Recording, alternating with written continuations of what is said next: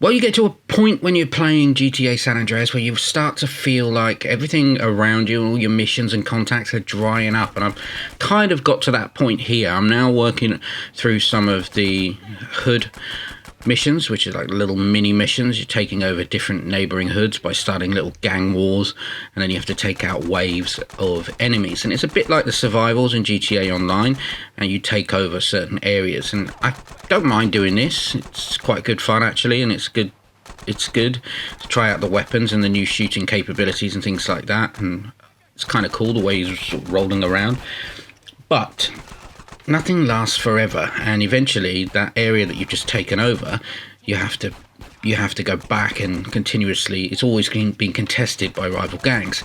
I don't have a huge amount of time for that. However, it is keeping me busy while I'm waiting for other missions. And I've just sort of realised here, and this is not the first time I've played GTA San Andreas, but I've just realised I'm going through the same motions that I was going through before. It feels a bit like deja vu. There is no more missions to do at this stage, and the reason for that is because I've ignored a mission which I didn't want to do, which is the Cesar mission, the race, and I need to go and get on with that, and then that will unlock the final sweet mission, or the final couple of sweet missions back in the Grove, which I think will then lead me to the point where I can then travel to the next area of the map. So I'm going to go and do that, but I just wanted to finish this off. So here I am, back at my house. I'm picking up my money because I've taken over a couple of areas of the hood, and I'm just getting into the groove of saving the game at the correct place, because I'm not particularly good at that. I get on with another mission straight away, and then if you die, you lose all your weapons, and you lose that money that you've basically saved. And obviously when you're doing gang fights, you're picking up loads of cash as well. That's the other thing about this game, is you really pick up a lot of money, and it really adds up. I've got my relationship with Denise on the go as well, and I've been taking her out back and forth all around the hood, in and out of restaurants, just to see if I can get my leg over. And unfortunately, so far, I haven't managed to get any love from her. She's a very demanding woman, but it is fun to get into this kind of dynamic where you're thinking about something else as well. So you've got your other missions and your other tasks and your other contacts, and if you ignore your new relationship with Denise, you get the little progress bar in the corner of the screen that just drops a little bit, so your progress drops.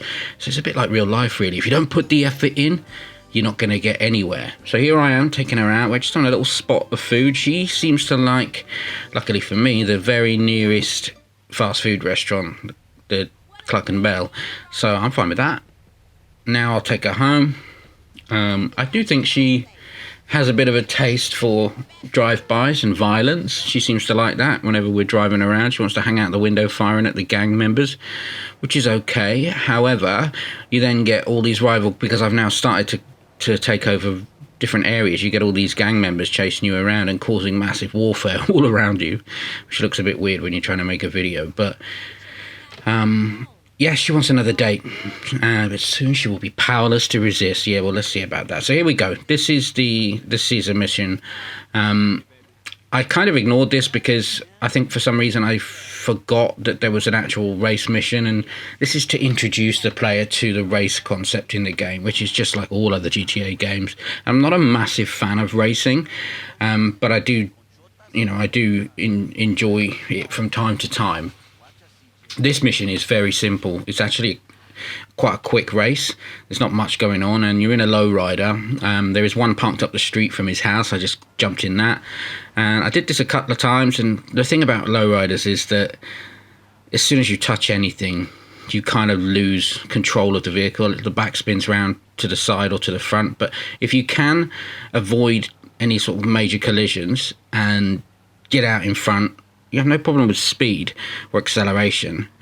It's just then controlling the vehicle. And I did this, I think, 2 or 3 times, and on the third time I managed to get it right. As I say, it's not a long race. You're just racing through the streets and then eventually down the pier, and you do need to win it. And then once you've done that, it opened up the 3 missions which I'd forgotten about, or the 2, I think it's 2 missions, which I'd forgotten about back in the Grove, which is great because I've been sort of rattling around for a bit. After doing my last OG mission, I didn't know what I was going to do. So here I am. I actually had a problem recording some of the footage for.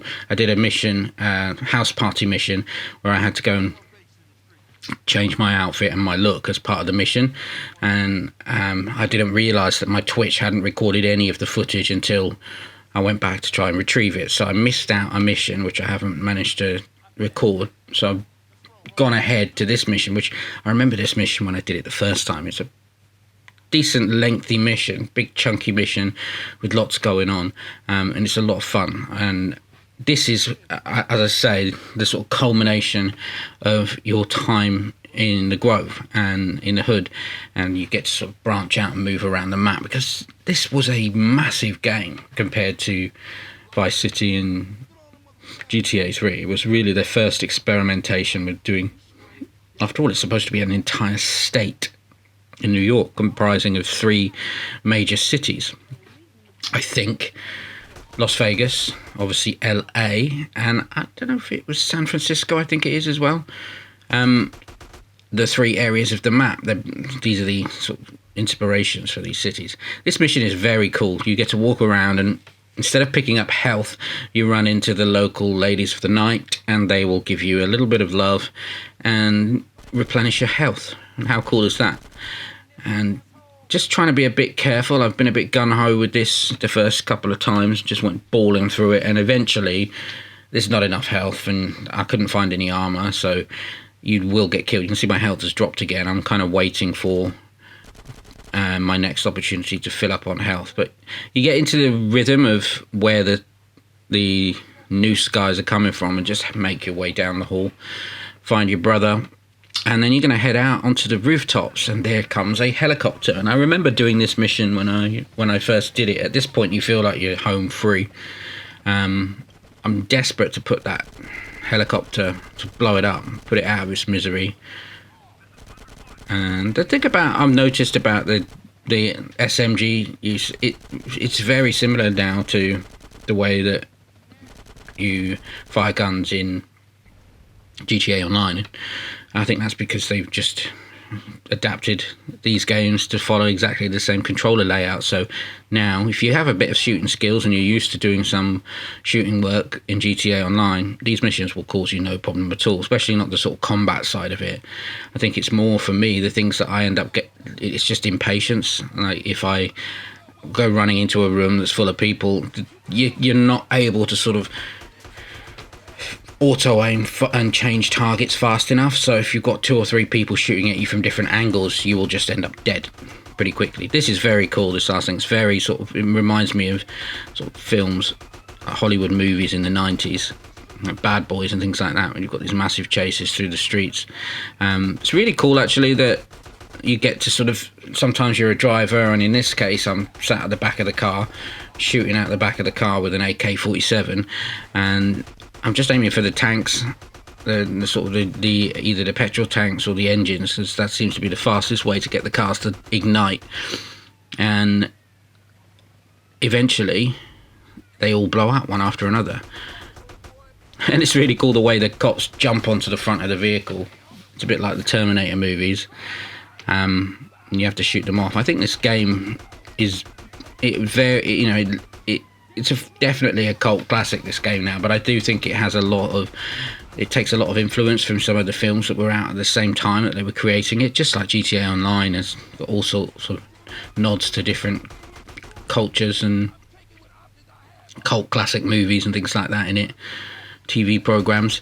This is really cool, and it's a really lengthy scene. I've tried to record as much of it open as I can, because quite often I edit the videos just to keep them at a reasonable length, but actually I wanted to show just the depth of this scene, because it's one of my favourite parts of GTA San Andreas, and it really shows how good this game was and how good the new definitive remastered edition is.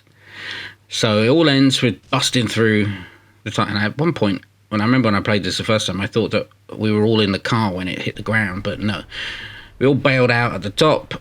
Everyone's safe and sound, and it's time to split up and head back to the Grove. So I'll take you through the next part of this mission, and then the progression on to the next